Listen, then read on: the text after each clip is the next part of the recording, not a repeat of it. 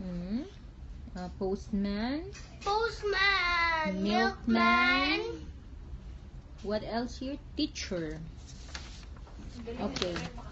At your age, how can you show that you are a good citizen? What is the answer? At your age. Ano? Be honest. Ano sabi mo? Be honest. Be kind and show respect.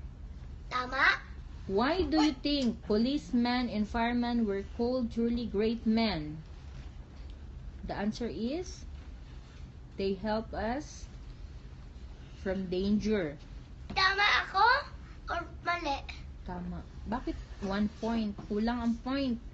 Ilagay mo din doon, they save life. Okay? They save life of people who are endangered. Yun ang ilagay mo, ha?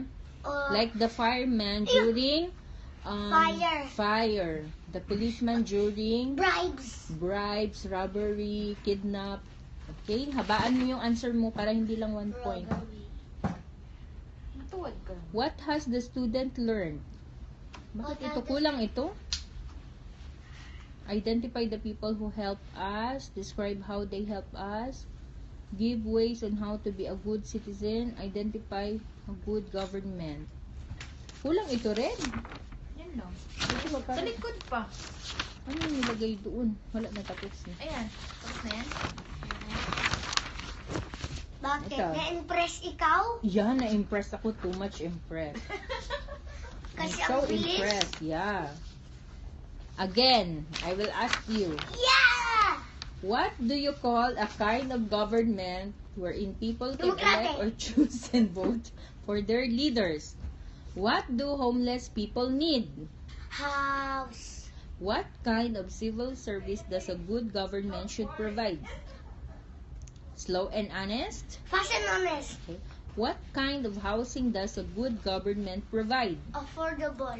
Okay. Why do some children drop out from school? Poverty. Okay. What do you call the citizen's share in paying for the government expenses? Taxes.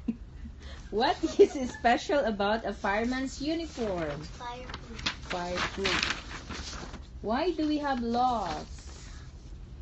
Laws are made to Obeying keep the laws. order in land. Okay? Yeah. What country do postmen to go from India! house to house to deliver the mail or letter? How can you be a good citizen?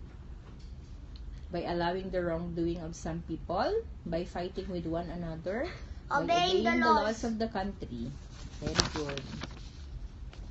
Why do you think policemen and firemen were called